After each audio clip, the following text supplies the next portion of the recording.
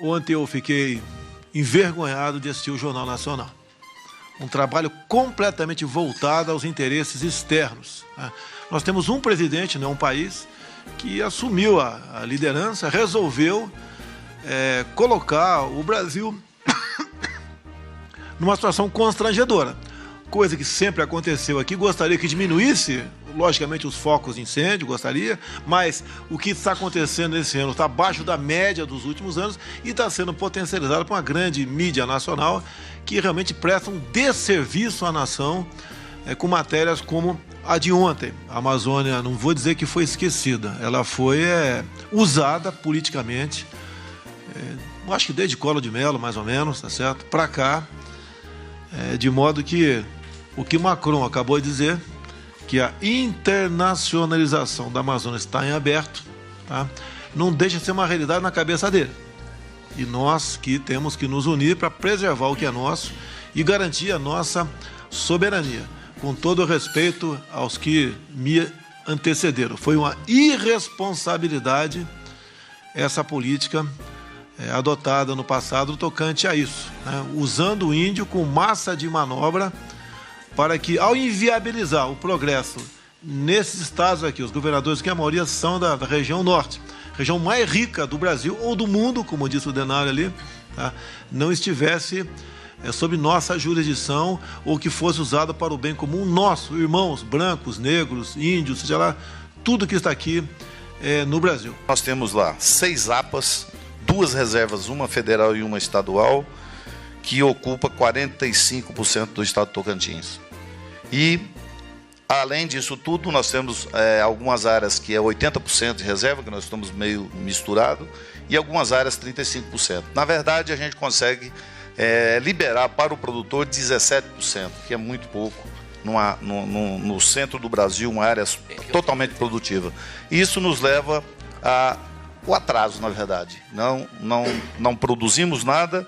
Essas áreas indígenas também não produzem nada, estão matando os índios, na verdade, essa é a realidade. Você vê a situação desses indígenas nessas regiões totalmente precária, né? Que não adianta ter milhões e milhões e milhões de terra e esse povo também está morrendo lá por falta de assistência. Então, eu vejo que nós aqui temos o mesmo problema e eu penso de uma forma legal. Eu penso assim, nós temos que fazer o dever de casa, todos nós governadores, respeitando o meio ambiente, mas respeitando também a nossa população que está aí passando necessidade e precisando crescer, desenvolver e comer. Essa é a nossa realidade. São essas minhas palavras. E tudo que o governo federal puder nos ajudar, dando-nos o apoio para, neste momento, os incêndios, todos os anos. Nós fizemos um trabalho desde... Eu tenho uma pesquisa de 2012 para cá, não é diferente. Todos os anos são a mesma quantidade de fogo nessa época da seca que nós estamos vivendo. Tocantins, ele é divisa do Mato Grosso. Nós temos aí a Ilha do Bananal, que é uma área indígena, que nós estamos até trabalhando nessa estrada, que é para poder tirar a produção do Mato Grosso, atravessando a Ilha do Bananal, que dá 80 quilômetros só. Essa produção tem que andar mais de 1.000 quilômetros para chegar no porto. O que nós precisamos? A liberação para que a gente consiga fazer a abertura. Já está aberta, é uma estrada que já está aberta. Economiza em quanto tempo, qual espaço que você reduz? Economiza 1.000 quilômetros. Nós saímos do Mato Grosso e chegamos à rodovia, à ferrovia, com 180 quilômetros. 80 quilômetros é da Ilha do Bananal e mais 100 quilômetros que chega até a rodovia, que é a Norte-Sul. Imagina o que vai dar de economia, o que vai ser competitivo o nosso produto lá fora. Por falta de uma licença ambiental, nós estamos brigando. Bom, o Estado Tocantins tem 30 anos, está 30 anos brigando.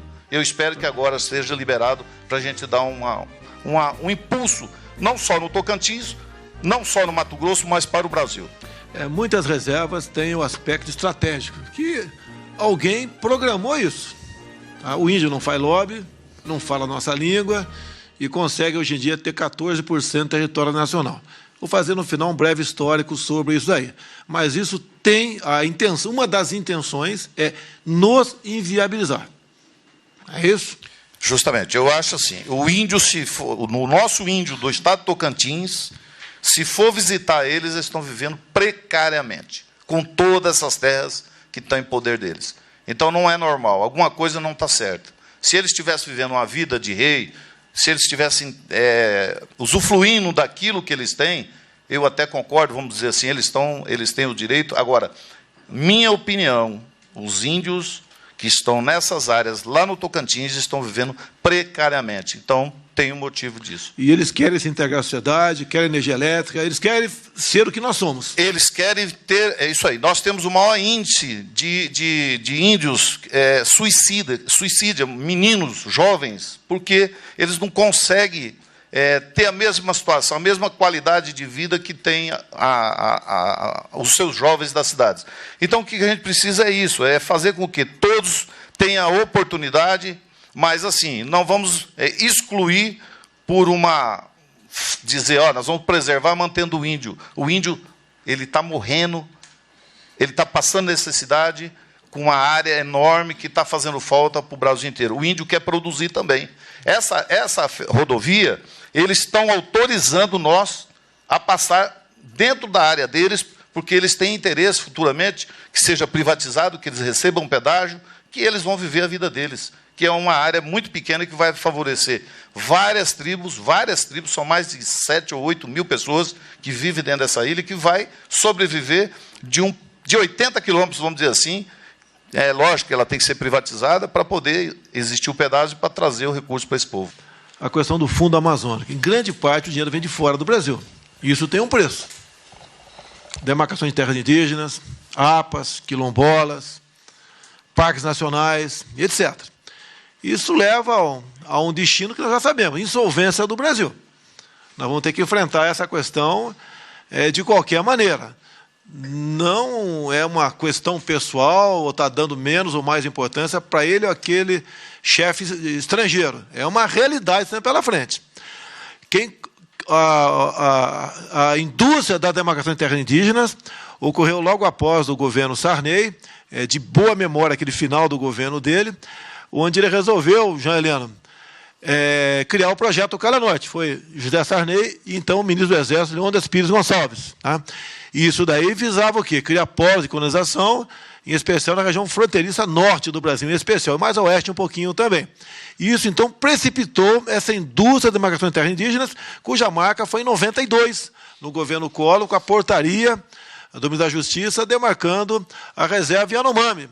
Mas, né, Denário, a Raposa Serra Sol veio bem depois, vocês queriam menos 1 ou 2%, só isso, para que fosse preservada a área de cultivo de arroz.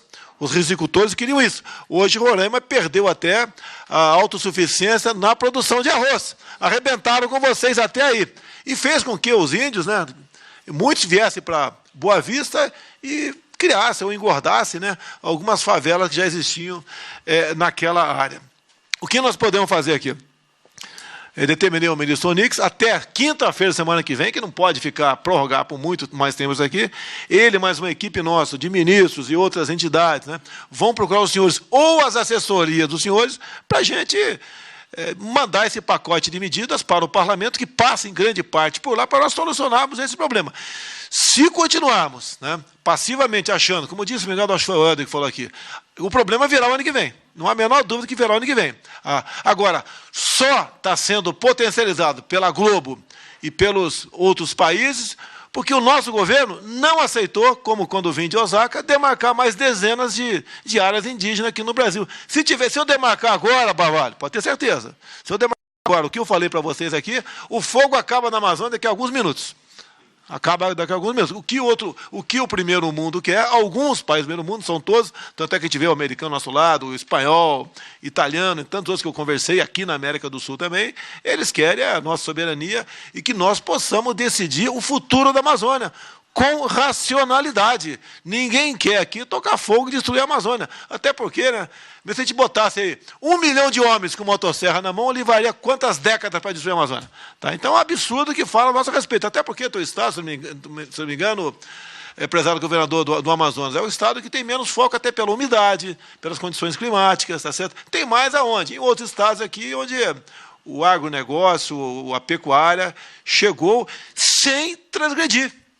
E focos de incêndio existe, né? Até eu perguntei agora há pouco, ontem perguntei para quem trata desse assunto aqui, uma fogueira de São João é detectada por satélite como um foco de incêndio. É isso mesmo, Ricardo Salles? Foco de calor, tá? Então, até isso é feito. Então, tudo usam, não é contra eu, é contra o Brasil. E nós estamos unidos nessa aí. Esse documento será feito até quinta-feira pelo ministro Onyx Lorenzoni, e nós, se Deus quiser, venceremos essa etapa. Até o momento, né? Agradeço aí ao nosso brigadeiro Botelho, que está à frente dessa operação, o nosso ministro da Defesa, Fernando Azevedo, também, que está coordenando, mesmo com parcos recursos, coordenando essa missão de dar uma resposta, não é para o mundo, não, para nós, que nós preservamos, sim, o meio ambiente. Digo mais, Flávio Dino, quem fez o último Código Florestal foi um deputado do teu partido, PC do BO do Rebelo. Então, ele fez muito bem feito, o que poderia ser feito até aquele momento. Talvez até um novo se faça necessário. E nós temos que ter autonomia, né, e fazer o que tem que ser feito, é que ser mudado, vamos mudar. Estamos preocupados com o mundo, sim, mas, em primeiro lugar, com nós, com o nosso povo, com o nosso movimento, com a nossa pátria. Encerrando, eu queria convidar os governadores, todos os governadores. Você quer falar mais 10 segundos aí? Tem um almoço aqui, humilde, aqui, cabem 12 pessoas na minha mesa, seria muito honrado se os governadores participassem. Se for 30 segundos, o coronel capitão, deixa você, o coronel, falar por 30 segundos.